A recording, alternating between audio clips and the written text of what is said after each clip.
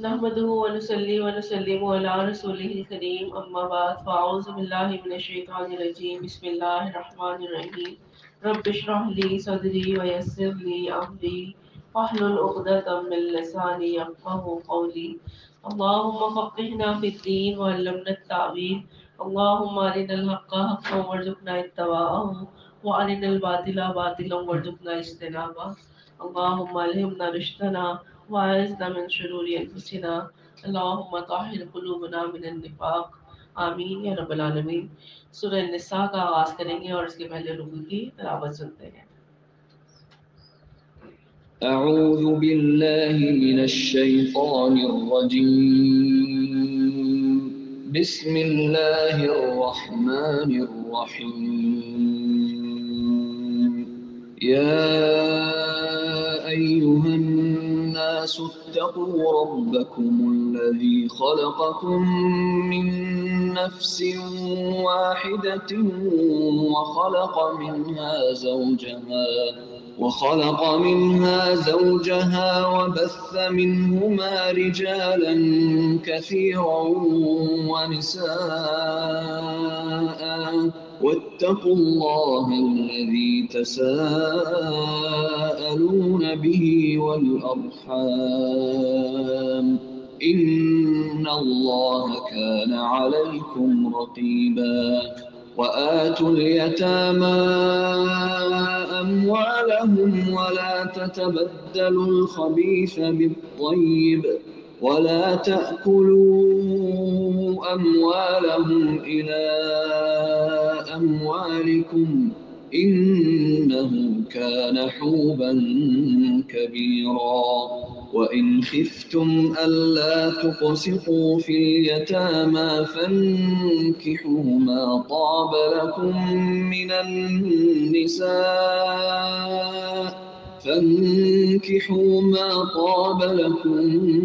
من النساء مثنى وثلاث ورباع فإن خفتم ألا تعدلوا فواحدة أو ما ملكت أيمانكم ذلك أدنى ألا تعولوا. وآتوا النساء صدقاتهن نحلة فإن طبن لكم عن شيء منه نفسا فكلوه هنيئا مريئا. ولا تؤتوا السفهاء أموالكم التي جعل الله لكم قياما وارزقوهم فيها واكسوهم وقولوا لهم قولا معروفا. وابتلوا اليتامى حتى إذا بلغوا النكاح فإن آنستم منهم رشدا فادفعوا إليهم أموالهم ولا تأكلوها إسرافا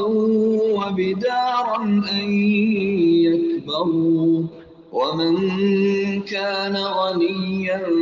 فليستعفف ومن كان فقيرا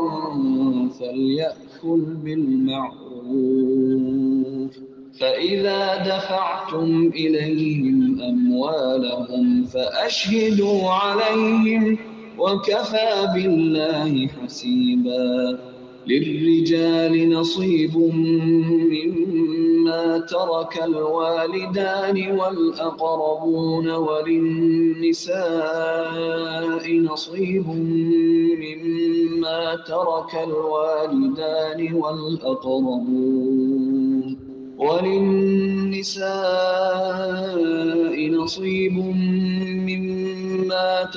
الوالدان والأقربون مما قل منه أو كثر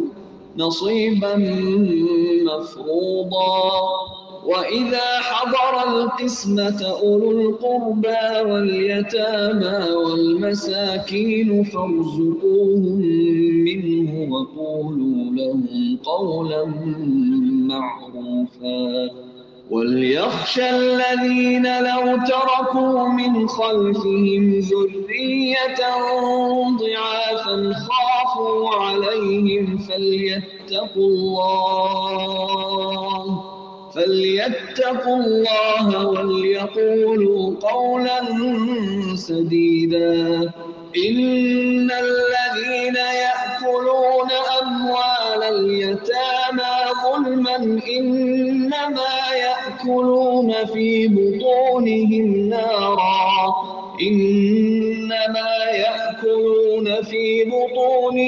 نارا وسيصلون سعيرا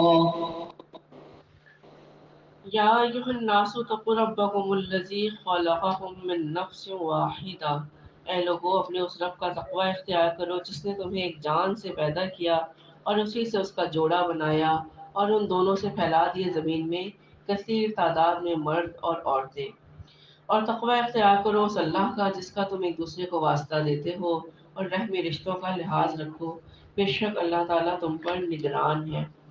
اور یتیموں کے مال ان کے حوالے کر دو اور اپنے برے مال کو ان کے اچھے مال سے نہ بدلو، یعنی ہرگز ایسا نہ ہو کہ یتیموں کے مال میں سے اچھا لے لو اور اپنا ردی مال اس کے بدلے شامل کر دو،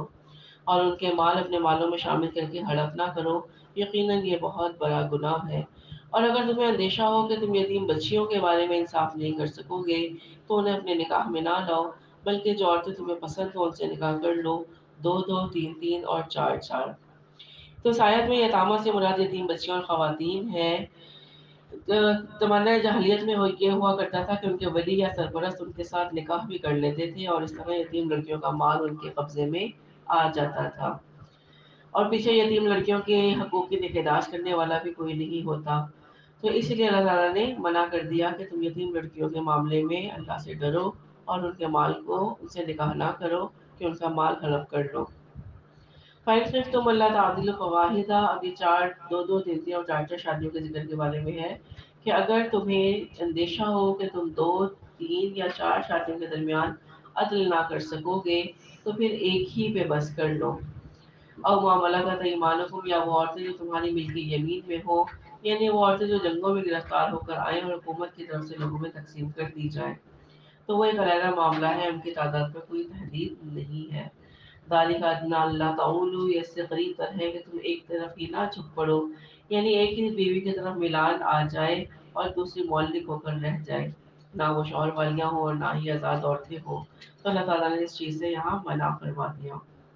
وَآتُوا النِّسَاءَ صَدُقَاتِهِنَّ نِحْلَةً، اور عورتوں کو ان کے مہر خوش دلی کے ساتھ ادا کرو، پھر اگر وہ خود اپنی رضامندی سے اس میں سے کوئی چیز تمہیں چھوڑ دے، یعنی جو مہر تم نے مقرر کیا تھا وہ انہیں ادا کر دیا، اب وہ تمہیں اس میں سے کوئی چیز ہدیہ کر رہی ہیں یا تحفہ دے رہی ہیں تو کوئی حرج نہیں، فَكُلُوهُ هَنِيًّا مَرِيئًا، تو تم اس کو کھاؤ مزے سے، خوشگواری سے، اور مت پکڑا دو نہ سمجھو گو یا بے وقوفوں کو اپنے وہ مال جن کو اللہ نے تمہاری گزران کا ذریعہ بنایا ہے۔ تو معاشرے میں ایک طبقہ ایسا بھی ہوتا ہے جو نادانوں اور ناسمجھ لوگوں پر مشتمل ہوتا ہے، ان میں بچے بھی شامل ہوتے ہیں، یا اگر یتیم ہیں تو وراثت ان کو بہت زیادہ ملتی ہے جو وہ ادھر ادھر الٹے سیدھے کاموں میں اڑا سکتے ہیں، لہٰذا یہاں ہدایت کی گئی کہ ایسے مال کی بے جا استعمال کی معاشرتی سطح پر روک تھام ہونی چاہیے۔ تو یہ تصور اسلام میں ناقابل قبول ہے کہ میرا مال میں جیسے مرضی چاہے خرچ کروں، بلکہ اللہ نے کیا کہا کہ اس کو ایسے لوگوں کے ہاتھوں میں نہ دو جو اس کو برباد کر کے بیٹھ جائیں، ہاں انہیں اس میں سے کھلاتے اور پہناتے رہو اور ان سے بات کرو اچھے انداز میں، یعنی یا تو وہ ناقص العقل لوگ ہیں یا یتیم ہیں تو ان کا مال ان سے روک لو، لیکن اس میں سے انہیں کھلاتے اور پہناتے رہو اور ان سے اچھے انداز میں بات کرو، اور یتیموں کی جانچ پرکھ کرتے رہو یہاں تک کہ وہ نکاح کی عمر کو پہنچ جائیں، پھر اگر تم ان کے اندر سوجھ بوجھ پالو، یعنی تم محسوس کرو گے یہ باشعور اور سمجھدار ہو گئے ہیں، تو پھر ان کے مال ان کے حوالے کر دو، اور تم اسے ہڑپ نہ کر جاؤ اسراف اور جلد بازی کر کے اس ڈر سے کہ وہ بڑے ہو جائیں گے، یعنی ایسا نہ ہو کہ تم یتیموں کا مال، سورہ بقرہ میں ہم پڑھ چکے ہیں، اللہ نے کہا کہ کفالت کے لیے ترنت کے تحت کیا جا سکتا ہے، تو اب اس مال سے ضرورت سے زیادہ یہ جلد بازی میں خرچ نہ کرنے لگو، اس خوف سے کہ جب یہ بچہ جوان ہوگا تو مجھے اس کا مال اسے واپس کرنا پڑے گا، تو اسی کی جوانی یا بلوغت سے پہلے جتنا میں ہڑپ کر سکتا ہوں میں ہڑپ کر لوں۔ اللہ تعالیٰ نے اس سے منع فرما دیا۔ ومن کان غنیا فلیستعفف، اور جو کوئی غنی ہو اس کو چاہیے کہ وہ پرہیز کرے، یعنی یتیم کا ولی اگر خود غنی ہے، اللہ نے اسے دے رکھا ہے، تو اسے چاہیے کہ اس یتیم کے مال میں سے کچھ بھی لینے سے گریز کرے۔ اور جو کوئی محتاج ہو کھائے دستور کے مطابق، یعنی کفیل جو ہے وہ اگر تنگ دست ہے تو وہ تھوڑا سا مال یتیم کی نگہداشت کے لیے لے سکتا ہے، اور پھر جب تم ان کے مال ان کے حوالے کرو تو اس پر گواہ ٹھہرا لو، وکفیٰ باللہ حسیبا، اور اللہ کافی ہے حساب لینے والا۔ مردوں کے لیے بھی حصہ ہے اس میں جو ترکہ چھوڑا ہو والدین نے اور رشتہ داروں نے، اور عورتوں کا بھی حصہ ہے اس میں سے جو ترکہ ہے والدین اور رشتہ داروں کا۔ تو یہاں پر پہلی مرتبہ عورتوں کو وراثت کا حق دیا جا رہا ہے، ورنہ قبل الاسلام عرب معاشرے میں عورت کا کوئی حصہ وراثت میں نہیں تھا۔ مما قل منہ او کثر، چاہے وہ وراثت تھوڑی ہو یا زیادہ، ہر صورت میں اللہ کا قانون نافذ ہوگا۔ یہ حصہ ہے اللہ کی طرف سے فرض کیا ہوا، اور جب حاضر و تقسیم کے وقت قرابت دار اور یتیم اور محتاج تو انہیں بھی کچھ دے دلا دو اس میں سے، اور ان سے معقول انداز میں بات کرو۔ اور ڈرتے رہنا چاہیے ان لوگوں کو کہ اگر انہوں نے بھی چھوڑے ہوتے اپنے پیچھے ناتواں بچے تو ان کے بارے میں انہیں کیسے کیسے اندیشے ہوتے، تو انہیں چاہیے کہ اللہ کا تقوی اختیار کرو اور سیدھی سیدھی حق پر مبنی بات کرو۔ یقیناً وہ لوگ جو یتیموں کا مال ہڑپ کرتے ہیں ناحق، تو وہ تو اپنے پیٹوں میں صرف آگ ہی بھر رہے ہیں، اور وہ قریب بھڑکتی ہوئی آگ میں داخل ہوں گے۔ يوصيكم الله في أولادكم للذكر مثل حظ الأنثيين، فإن كن نساء فوق اثنتين فلهن ثلثا ما ترك، وإن كانت واحدة فلها النصف، ولأبويه لكل واحد منهما السدس مما ترك إن كان له ولد، فإن لم يكن له ولد وورثه أبواه فلأمه الثلث، فإن كان له إخوة فلأمه السدس من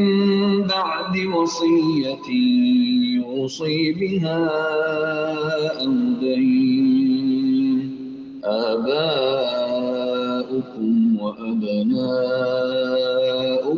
لا تدرون أيهم أقرب لكم نفعا فريضة من الله، إن الله كان عليما حكيما. ولكم نصف ما ترك أزواجكم إن لم يكن لهن ولد، فإن كان لهن ولد فلكم الربع مما تركن من بعد وصية يوصين بها أو دين، ولهن الربع مما تركتم إن لم يكن لكم ولد، فإن كان لكم ولد فلهن الثمن مما تركتم من بعد وصية توصون بها أو دين، وإن كان رجل يورث كلالة أو امرأة وله أخ أو أخت فلكل واحد منهما السدس، فإن كانوا أكثر من ذلك فهم شركاء في الثلث من بعد وصية يوصى بها أو دين غير مضار، وصية من الله والله عليم حليم. تلك تلك حدود الله ومن يطع الله ورسوله يدخله جنات تجري من تحتها الأنهار خالدين فيها وذلك الفوز العظيم ومن يعص الله ورسوله ويتعد حدوده يدخله نارا خالدا فيها وله عذاب مهين. اللہ تعالیٰ تمہیں وصیت کرتا ہے تمہاری اولاد کے بارے میں کہ لڑکے کے لیے حصہ ہے 2 لڑکیوں کے برابر، پھر اگر لڑکیاں ہی ہوں 2 یا 2 سے زیادہ تو ان کے لیے ترکے کا 2/3 ہے، اور اگر ایک ہی لڑکی ہے تو اس کے لیے آدھا ہے، اور میت کے والدین میں سے ہر ایک کے لیے 6واں حصہ ہے جو اس نے چھوڑا اگر میت کی اولاد ہو،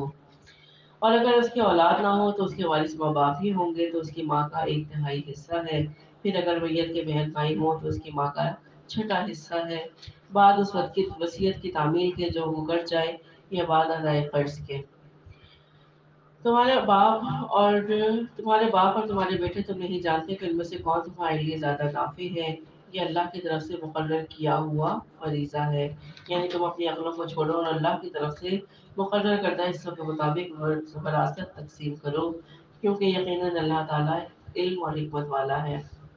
اور تمہارا حصہ تمہاری بیویوں کے ترکے میں سے آدھا ہے اگر ان کی کوئی اولاد نہ ہو، اور اگر ان کی اولاد ہے تو تمہارے لیے 1/4 ہے اس میں سے جو انہوں نے چھوڑا، بعد اس وصیت کی تعمیل کے جو وہ کر جائے یا بعد ادائے قرض کے، اور ان کے لیے 1/4 ہے تمہارے ترکے کا اگر تمہاری اولاد نہیں ہے، اور اگر تمہاری اولاد ہے تو ان کے لیے 8واں حصہ ہے تمہارے ترکے میں سے اس وصیت کی تعمیل کے بعد جو تم نے کی ہو یا قرض ادا کرنے کے بعد، اور اگر کوئی شخص جس کی وراثت تقسیم ہو رہی ہو کلالہ ہو یا عورت ہو، ایسی ہی کلالہ وہ بڑھتی عورت ہے جس کے نہ تو والدین زندہ ہو اور نہ ہی کوئی اولاد ہو، اور اس کا ایک بھائی یا ایک بہن ہو تو اس میں سے ہر ایک کے لیے 6واں حصہ ہے، اور اگر وہ اس سے زیادہ ہو یعنی بہن بھائی زیادہ ہو تو وہ سب 1/3 میں شریک ہوں گے، اور وصیت کی تعمیل کے بعد جو کی گئی اس یا ادائے قرض کے بعد بغیر کسی کو نقصان پہنچائے، یہ سارے کام ایسے ہونے چاہیے کہ کسی کو ضرر نہ پہنچے، یہ تاکید ہے اللہ کی طرف سے، اور اللہ سب کچھ جاننے والا کمال علم والا ہے، یہ اللہ کی مقرر کی ہوئی حدود ہے، اور جو اللہ اور اس کے رسول کی اطاعت کرے گا وہ داخل کرے گا اسے ان باغات میں جن کے دامن میں ندیاں بہتی ہوں گی، ان میں وہ ہمیشہ رہیں گے، اور یہی ہے بہت بڑی کامیابی۔ اور جو کوئی نافرمانی کرے گا اللہ اور اس کے رسول کی اور تجاوز کرے گا اس کی حدود سے، وہ داخل کرے گا اس کو آگ میں جس میں وہ ہمیشہ رہے گا، اور اس کے لیے توہین آمیز عذاب ہوگا۔ واللاتي يأتين الفاحشة من نسائكم فاستشهدوا عليهن 4 منكم فإن شهدوا فأمسكوهن في البيوت حتى يتوفاهن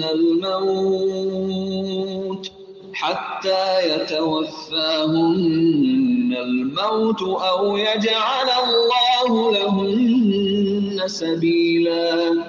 واللذان يأتيانها منكم فآذوهما فإن تابا وأصلحا فأعرضوا عنهما إن الله كان توابا رحيما إنما التوبة على الله للذين يعملون السوء بجهالة ثم يتوبون من قريب فأولئك يتوب الله عليهم وكان الله عليما حكيما وليست التوبة للذين يعملون السيئات حتى إذا حضر أحدهم الموت قال إني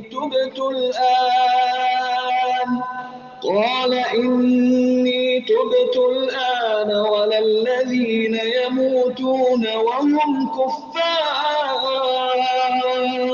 أولئك أعتدنا لهم عذابا أليما يا أيها الذين آمنوا لا يحل لكم أن ترثوا النساء كرها ولا تعضلوهن لتذهبوا ببعض ما آتيتموهن إلا أن يأتين بفاحشة مبينة وعاشروهن بالمعروف فإن كرهتموهن فعسى أن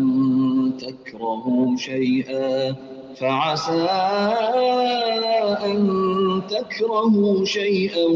ويجعل الله فيه خيرا كثيرا وإن أردتم استبدال زوج مكان زوج وآتيتم إحداهن قنطارا فلا تأخذوا منه شيئا أتأخذونه بهتانا وإثما مبينا وكيف تأخذونه وقد أفضى بعضكم إلى بعض وأخذن منكم ميثاقا غليظا ولا تنكحوا ما نكح آباؤكم من النساء إلا ما قد سلف إنه كان فاحشة ومقتا وساء سبيلا اور تمہاری عورتوں میں سے جو کسی بے حیائی کا ارتکاب کریں تو ان پر اپنے میں سے 4 گواہ لاؤ پس اگر وہ گواہی دے دیں تو ان عورتوں کو گھروں میں بند کر دو یہاں تک کہ موت ان کو لے جائے یا ان کے لیے اللہ کوئی راستہ نکال دے تو یہ بدکاری کے متعلق ابتدائی حکم تھا بعد میں سورہ نور میں حکم آ گیا کہ بدکاری کرنے والے مرد اور عورتوں دونوں کو 100 کوڑے لگائے جائیں تو یہاں معلوم ہوتا ہے کہ ایسی لڑکیوں کا یا عورتوں کا تذکرہ ہے جو مسلمانوں میں سے تھی مگر ان کا بدکاری کا معاملہ کسی غیر مسلم مرد سے ہو گیا جو اسلامی معاشرے کے دباؤ میں نہیں ہے تو ایسی عورتوں کے متعلق یہ ہدایت فرمائی گئی کہ انہیں حکم ثانی گھروں کے اندر محبوس رکھا جائے اور جو دونوں تم میں سے اس بدکاری کا ارتکاب کریں تو ان دونوں کو ایذا پہنچاؤ یعنی مرد اور عورت دونوں مسلمانوں میں سے ہی تو دونوں کو اذیت دی جائے یعنی ان کی توہین اور تذلیل کی جائے اور مارا پیٹا جائے پھر اگر وہ توبہ کر لیں اور اصلاح کر لیں تو ان کو چھوڑ دو یقیناً اللہ تعالیٰ بہت توبہ قبول فرمانے والا اور رحم فرمانے والا ہے تو ان آیات میں اسلامی معاشرے کی تطہیر کے احکامات دیے جا رہے ہیں اور کسی بھی اسلامی معاشرے میں عفت و عصمت کو بنیادی اہمیت حاصل ہوتی ہے لہٰذا اگر معاشرے میں جنسی بے راہ روی موجود ہے تو اس کی روک تھام کیسے ہو اس کے ابتدائی احکامات یہاں بیان کیے گئے ہیں اور اس کی تفصیل سورہ نور میں انشاءاللہ تعالی ہم سیکھیں گے اللہ کے ذمے ہے توبہ قبول کرنا پھر جلد ہی توبہ کر لیتے ہیں تو یہی ہے جن کو توبہ اللہ قبول فرمائے گا اور اللہ تعالیٰ باخبر ہے اور حکیم اور دانا ہے اور ایسے لوگوں کا کوئی حق نہیں ہے توبہ کا جو برے کام مسلسل کیے جا رہے ہیں یہاں تک کہ جب ان میں سے کسی ایک کی موت کا وقت آ جاتا ہے تو اس وقت وہ کہتا ہے کہ اب میں توبہ کرتا ہوں اور نہ ان لوگوں کی توبہ ہے جو کفر کی حالت میں ہی مر جاتے ہیں ایسے لوگوں کے لیے تو ہم نے دردناک عذاب تیار کر رکھا ہے اے اہل ایمان تمہارے لیے جائز نہیں کہ تم عورتوں کو زبردستی وراثت میں لے لو اور نہ یہ جائز ہے کہ تم انہیں روکے رکھو تاکہ تم ان سے واپس لے لو اس کا کچھ حصہ جو تم نے ان کو دے دیا ہے ہاں اگر وہ صریح بدکاری کے مرتکب ہو تو تمہیں ان کو تنگ کرنے کا حق حاصل ہے اور عورتوں کے ساتھ اچھے طریقے سے معاشرت اختیار کرو یعنی ان کے ساتھ بھلے طریقے پر خوش اسلوبی سے نیکی اور راستی کے ساتھ گزر بسر کرو اور اگر وہ تمہیں ناپسند ہو تو بعید نہیں کہ ایک چیز تمہیں ناپسند ہو اور اس میں اللہ نے تمہارے لیے بہت کچھ بہتری رکھ دی ہو اور اگر تمہارا ارادہ ایک بیوی کی جگہ دوسری بیوی لے آنے کا ہو یعنی اگر تم نے فیصلہ کر ہی لیا ہے تو اگر ان میں سے کسی ایک کو تم نے ڈھیروں مال دے دیا ہو تو بھی اس میں سے کوئی شے واپس نہ لو، یعنی مہر کے طور پر جو ان کو دیا تھا وہ انہی کا ہے، ان سے کچھ واپس نہ لو۔ کیا تم اسے واپس لو گے بہتان لگا کر اور صریح گناہ کے مرتکب ہو کر؟ اور تم اسے کیسے واپس لے سکتے ہو جبکہ تم ایک دوسرے کے ساتھ صحبت کر چکے ہو اور وہ تم سے مضبوط قول و قرار لے چکی ہے، اور جن عورتوں سے تمہارے باپ نکاح کر چکے ہو ان سے تم نکاح نہ کرو۔ تو جیسا کہ پہلے ذکر ہوا کہ ایام جاہلیت میں سوتیلی ماؤں کو نکاح کر کے یا بغیر نکاح کے گھروں میں رکھ دیا جاتا تھا، تو ایسے نکاح کو اس معاشرے میں نکاح مقت کہا جاتا تھا، یعنی یہ بہت ہی برا نکاح ہے۔ تو ظاہر ہے فطرت انسانی بھی اس کو قبول نہیں کرتی، تو اللہ تعالیٰ نے یہاں پہ اب قانون نافذ کر دیا کہ اب کوئی بھی اپنی ایک سوتیلی ماں سے نکاح نہیں کر سکتا،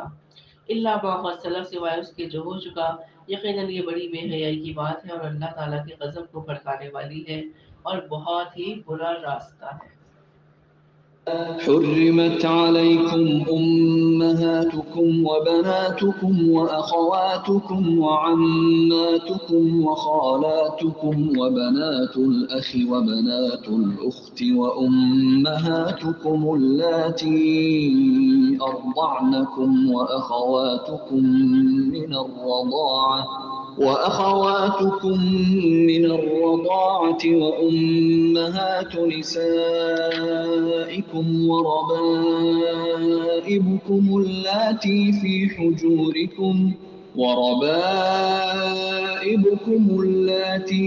حجوركم من نسائكم اللاتي دخلتم بهن فإن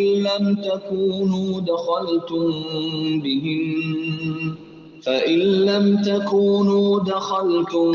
بهن فلا جناح عليكم، وحلائل أبنائكم الذين من أصلابكم وأن تجمعوا بين الأختين إلا ما قد سلف، إن الله كان غفورا رحيما۔ والمحصنات من النساء إلا ما ملكت أيمانكم كتاب الله عليكم، وأحل لكم ما وراء ذلكم أن تبتغوا بأموالكم محصنين غير مسافحين، فما استمتعتم به منهن فآتوهن أجورهن فريضة، ولا جناح عليكم فيما تراضيتم به من بعد الفريضة، إن الله كان عليما حكيما۔ ومن لم يستطع منكم طولا أن ينكح المحصنات المؤمنات فمما ملكت أيمانكم من فتياتكم المؤمنات، والله أعلم بإيمانكم بعضكم من بعض، فانكحوهن بإذن أهلهن وآتوهن أجورهن بالمعروف محصنات غير مسافحات ولا متخذات أخدان، فإذا أحصن فإن أتين بفاحشة فعليهن نصف ما على المحصنات من العذاب، ذلك لمن خشي العنة منكم، وأن تصبروا خير لكم، والله غفور رحيم۔ حرام کر دی گئی تم پر تمہاری مائیں اور تمہاری بیٹیاں اور تمہاری بہنیں اور تمہاری پھوپھیاں اور تمہاری خالائیں اور تمہاری بھتیجیاں اور بھانجیاں اور تمہاری وہ مائیں جنہوں نے تمہیں دودھ پلایا ہے اور تمہاری دودھ شریک بہنیں اور تمہاری بیویوں کی مائیں اور تمہاری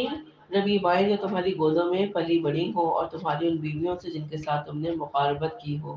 پھر اگر تم ان بیویوں سے مقاربت نہ کی تو تم پر کچھ گناہ نہیں۔ تو ربیبہ اس بیوی کی اس لڑکی کو کہا جاتا ہے جو اس کے سابق شوہر سے ہو، اور موجودہ شوہر اس بیوی سے تعلق قائم کر لے اور طلاق دے تو پھر اس بیٹی سے نکاح جائز نہیں ہے۔ لیکن اگر اس ماں سے تعلق قائم نہیں ہوا اور طلاق ہو گئی ہے تو پھر اس بیٹی کے ساتھ جو سابقہ شوہر سے ہے نکاح ہو جاتا ہے۔ اسی کو بیان کیا، اگر تم نے ان بیویوں سے مقاربت نہ کی تو تم پر کچھ گناہ نہیں، اور تمہارے ان بیٹوں کی بیویاں جو تمہارے صلب سے ہوں، یعنی بہویں جنہیں کہا جاتا ہے، وہ بھی ان سے بھی نکاح حرام ہے۔ اور یہ بھی تم پر حرام کر دیا گیا کہ تم بیک وقت دو بہنوں کو ایک نکاح میں جمع کرو، سوائے اس کے کہ جو گزر چکا، یقیناً اللہ غفور اور رحیم ہے۔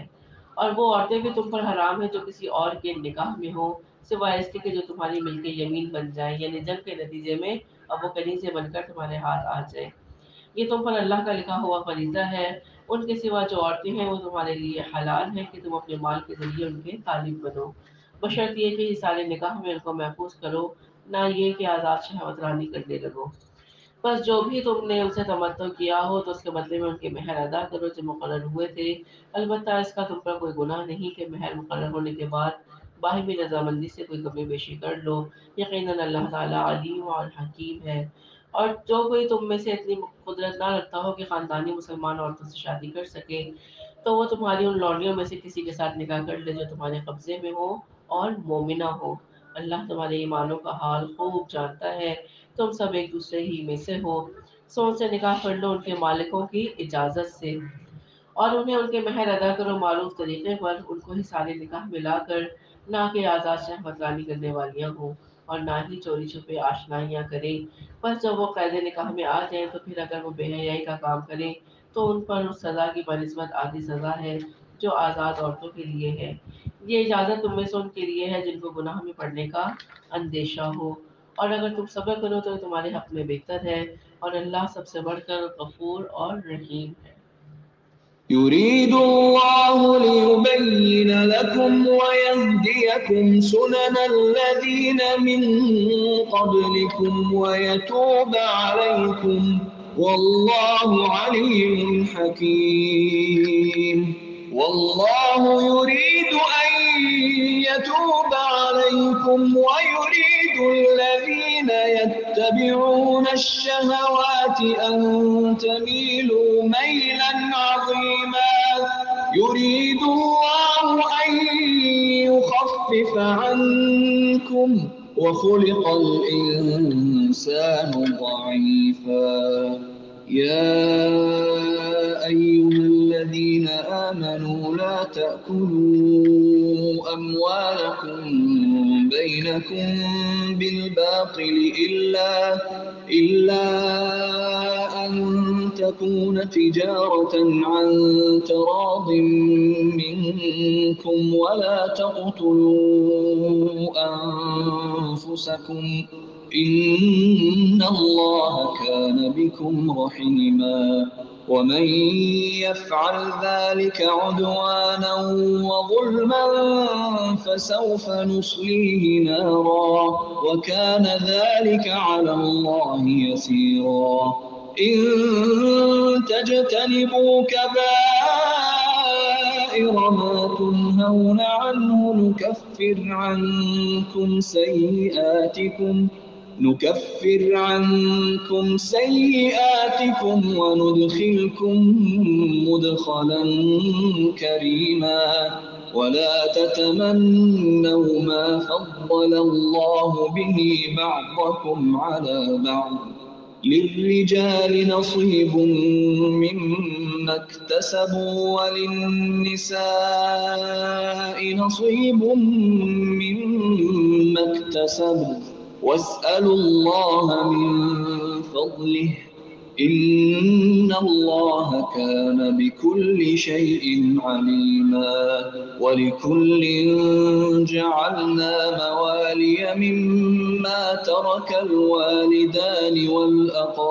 والأقربون والذين عقدت أيمانكم فآتوهم نصيبهم إن الله كان على كل شيء شهيدا. اب ان 3 آیات میں احکام شریعت کے ضمن میں فلسفہ اور حکمت کا بیان ہو رہا ہے کہ احکام شریعت کو انسان اپنے اوپر بوجھ سمجھنے لگتا ہے۔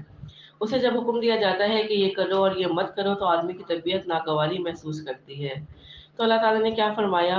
کہ یہ یرید اللہ لیبین لکم، اللہ چاہتا ہے کہ تمہارے لیے اپنے احکامات واضح کر دے، ویہدیکم سنن الذین من قبلکم، اور تمہیں ہدایت بخشے ان راستوں کی جو تم سے پہلے لوگوں کے تھے۔ یعنی وہ لوگ کون سے نیک بھی تھے اور بد بھی تھے۔ اللہ تعالیٰ چاہتا ہے کہ تم ان دونوں راستوں کو اچھی طرح پہچان لو اور وہ راستہ اختیار کرو جو انعمت علیہم ہے، انبیاء، صلحاء اور نیکوکاروں کا راستہ۔ وَيَتُوبَ عَلَيْكُمْ، اور تم پر نظر عنایت فرمائے، اور اللہ سب کچھ جاننے والا کمال حکمت والا ہے۔ اللہ تو یہ چاہتا ہے کہ تم پر رحمت کے ساتھ توجہ فرمائے، اور وہ لوگ جو شہوات کی پیروی کرتے ہیں وہ چاہتے ہیں کہ تم راہ حق سے بھٹک کر دور نکل جاؤ۔ اللہ چاہتا ہے کہ تم پر سے بوجھ کو ہلکا کر دے۔ تم یہ نہ سمجھو کہ اللہ تم پر بوجھ ڈال رہا ہے، اللہ تو تم پر تخفیف چاہتا ہے، تم سے بوجھ کو ہلکا کرنا چاہتا ہے۔ اگر تم اس کے احکامات پر عمل نہیں کرو گے تو معاشرے میں گندگیاں پھیلیں گی، فساد برپا ہوگا، جھگڑے ہوں گے۔ تو اللہ تعالیٰ ان سب کی روک تھام چاہتا ہے، وہ تمہارے لیے آسانی چاہتا ہے، کیونکہ وَخُلِقَ الْإِنسَانُ ضَعِيفًا، کہ انسان کمزور پیدا کیا گیا ہے۔ اے اہل ایمان، اپنے مال آپس میں باطل طریقے سے ہڑپ نہ کرو، سوائے اس کے کہ تجارت ہو تمہاری باہمی رضامندی سے، اور نہ اپنے آپ کو قتل کرو، یعنی ایک دوسرے کو قتل نہ کرو۔ یقیناً اللہ تعالیٰ تم پر بہت مہربان ہے، اور جو کوئی بھی یہ کام کرے گا تعدی اور ظلم کے ساتھ تو ہم اس کو جلد جھونک دیں گے آگ میں، اور یہ چیز اللہ پر بہت آسان ہے۔ اور اگر تم اجتناب کرتے رہو گے ان بڑے بڑے گناہوں سے جن سے تمہیں روکا جا رہا ہے، تو ہم تمہاری چھوٹی برائیوں کو تم سے دور کر دیں گے اور تمہیں داخل کریں گے بہت باعزت جگہ پر۔ اور تمنا نہ کیا کرو اس شے کی جس کے ذریعے سے اللہ نے تم میں سے بعض کو بعض پر فضیلت دی ہے۔ مردوں کے لیے حصہ ہے اس میں سے جو وہ کمائیں گے، اور عورتوں کے لیے حصہ ہے اس میں سے جو وہ کمائیں گی، اور اللہ سے اس کا فضل طلب کرو۔ یعنی جو فضیلت اللہ نے دوسروں کو دے رکھی ہے اس کی تمنا نہ کرو، بلکہ اس سے فضل کی دعا کرو کہ اللہ تو نے اس معاملے میں مجھے کمتر رکھا ہے تو مجھے دوسرے معاملات میں میرے اندر ہمت دے کہ میں ترقی کروں۔ تو اللہ تعالیٰ جس کے لیے جو چاہتا ہے وہ فضل عطا فرماتا ہے۔ ان اللہ کان بکل شیء علیما، یقیناً اللہ تعالیٰ ہر شے کا علم رکھتا ہے، اور ہر ایک کے لیے ہم نے وارث مقرر کر دیے ہیں، جو بھی والدین اور رشتہ دار چھوڑے اور جن کے ساتھ تمہارے عہد و پیمان ہو تو ان کو ان کا حصہ دو، بے شک اللہ تعالیٰ ہر چیز پر گواہ ہے۔